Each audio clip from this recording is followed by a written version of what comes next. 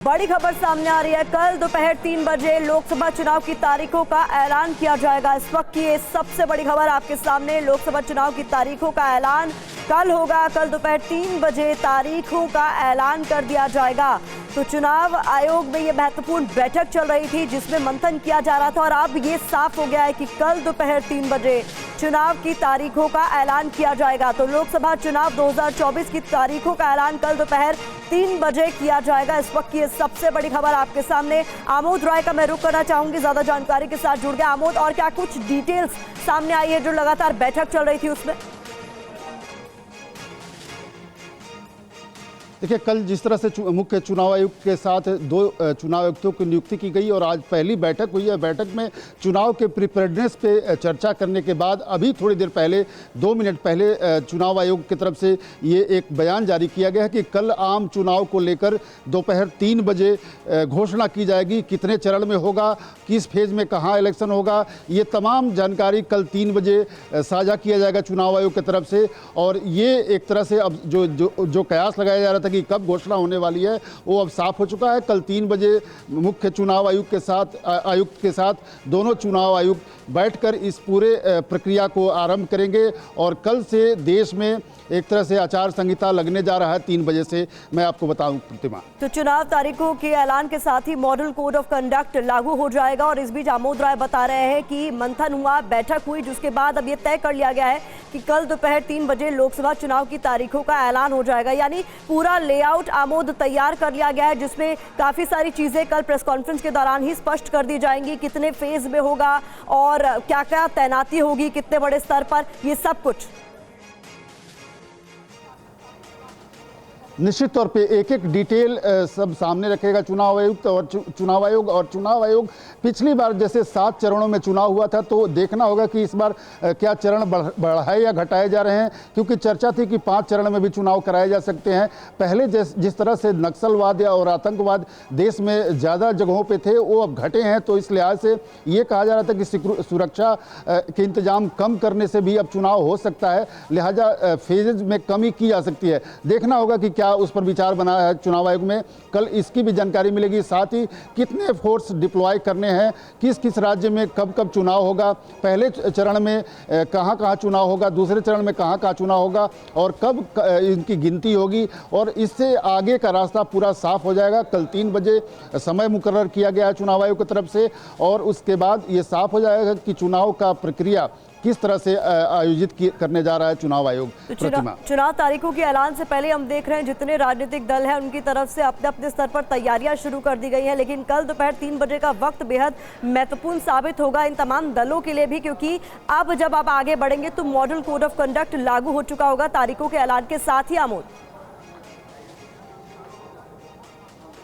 निश्चित तौर पे देखिए, मॉडल कोड ऑफ कंडक्ट कल जैसे ही घोषणा होगी 3 बजे उसके साथ ही लागू हो जाएगा और जो चुनावी तैयारियां सरकार की तरफ से किया जाना है वो मुकम्मल तौर पे किया जा चुका है। जो अंतिम एक शस्त्र कहा जाता है, चुनाव के पहले कुछ घोषणाएं, लोक लुभावन घोषणाएं की जाती हैं सरकार की तरफ से, तो उसमें भी कल आपने देखा देर रात पेट्रोल और डीजल के दाम में 2 रुपया की कमी की गई। उसके पहले कैबिनेट की बैठक में किस तरह से डीए अलाउंस बढ़ाए गए। तो सरकार की तरफ से पूरी कोशिश जो तैयारी की जानी है वो किया जा चुका है। कांग्रेस भी आप देख चुकी हैं कि अपनी लिस्ट 2-2 लिस्ट जारी कर चुकी है। बीजेपी भी अपने तकरीबन 270 उम्मीदवारों की लिस्ट जारी कर चुकी है। तो अब एक तरह से पूरा देश चुनावी माहौल में रंग जाएगा कल से 3 बजे से और अगले 1.5 से 2 महीने तक, मतलब 25 मई के पहले ये पूरा प्रक्रिया खत्म किया जाएगा और नई सरकार का गठन का मार्ग भी प्रशस्त होगा। तो जो एक ये कयास लगाया जा रहा था कि चुनाव की घोषणा कब होगी, तो वो डेट मुकर्रर हो गया। हालांकि पिछली बार चुनाव की तारीखों का ऐलान 10 मार्च को किया गया था, लेकिन इस बार तकरीबन 6 दिन बाद किया जा रहा है। तो पिछली बार शपथ ग्रहण भी 24 मई 2019 को हुआ था। संभव इस बार शपथ ग्रहण में भी थोड़ा वक्त लगे, क्योंकि चुनाव कराने के लिए एक निश्चित अवधि होनी जरूरी होती है और वो अवधि हर जगह देना जरूरी होता है। मॉडल ऑफ कंडक्ट निश्चित तौर पर कल से लागू हो जाएगा और इस तरह से चुनाव के ओर पूरा देश कल से चल पड़ेगा और अगले 1.5 महीने तक लोकसभा चुनाव के लिए अलग अलग राज्यों में अलग अलग जगहों पर नेताओं के रैली दौरे और तमाम तैयारियां आपको देखने को मिलेगा। बिल्कुल, कल दोपहर 3 बजे का इंतजार सभी राजनीतिक दलों को रहने वाला है क्योंकि चुनाव की तारीखों का ऐलान होने वाला है। कुमार कुंदन भी हमारे साथ जुड़ गए हैं। कुमार, ये साफ हो गया है कि कल दोपहर 3 बजे लोकसभा चुनाव की तारीखों का ऐलान कर दिया जाएगा। उसके साथ ही मॉडल कोड ऑफ कंडक्ट लागू हो जाएगा। तमाम पॉलिटिकल पार्टीज वॉर मोड में नजर आने वाली हैं। निश्चित रूप से प्रतिमा, अभी थोड़े दिन पहले ही चुनाव आयोग में एक बहुत ही महत्वपूर्ण बैठक खत्म हुई और इस बैठक के फौरन बाद चुनाव आयोग की तरफ से आधिकारिक रूप से ये सूचना जारी की गई कि कल 3 बजे ये प्रेस कॉन्फ्रेंस होने जा रही है और इस प्रेस कॉन्फ्रेंस में यह बताया जाएगा कि आगामी चुनावों की तारीख क्या होगी। आपको याद होगा प्रतिमा, पिछली बार जो है 7 चरणों में देश में लोकसभा चुनाव हुआ था और उसकी घोषणा 10 मार्च को हो गई थी। अगर उस लिहाज से देखें तो 5 दिन की देरी जरूर हुई है और उसकी कई सारे वजह भी है जिनके बारे में आपको पता होगा कि किस तरीके से चुनाव आयोग में नए चुनाव आयुक्तों की घोषणा और तमाम तरह की चीज़ों की वजह से। लेकिन अभी जो खबर आ रही है उसके हिसाब से कल जो है 3 बजे बाकायदा चुनाव आयोग इस बात के लेके आधिकारिक घोषणा करेगा कि देश में लोकसभा चुनाव कब होने जा रहे हैं। देखा था 2 नए चुनाव आयुक्तों की नियुक्ति के साथ ही उस पर कई तरह के सवाल विपक्ष के नेता की ओर से उठाए गए और कई तरह की बातें कही गई और अब ऐसे में ये तय हो गया है कि कल चुनाव की तारीखों का ऐलान होगा। किस तरीके से आने वाले दिनों में गहमागहमी और बढ़ती हुई अब हम देख सकते हैं।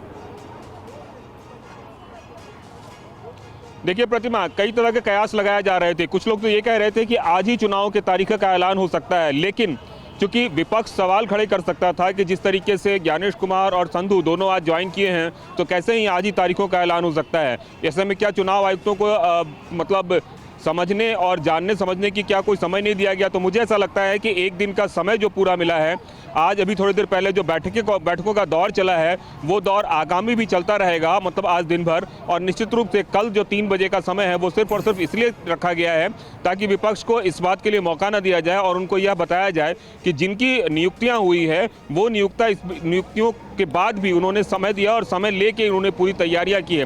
वरना अगर संभव है कि आज जिस तरीके से घोषणा होने की बात हो रही थी चुनाव आयोग की तारीखों की, चुनाव की तारीखों की, तो अगर आज घोषणा होती तो संभव है विपक्ष इस पे आरोप जरूर लगाता, क्योंकि कल से ही विपक्ष इस बात को लेकर आरोप लगा रहा है कि जिस तरह से उनका चयन हुआ है, चयन प्रक्रिया को लेकर कह रहे हैं कि आनंद फानन में सब कुछ किया गया है। बिल्कुल, तो अधीर रंजन चौधरी ने मीटिंग से बाहर निकलकर ही तमाम तरह के आरोप लगा दिए थे और नियुक्ति प्रक्रिया को कटघरे में खड़ा करने की कोशिश की थी और उसके बाद ऑपोजिशन तमाम तरह के आरोप लगा रहा है।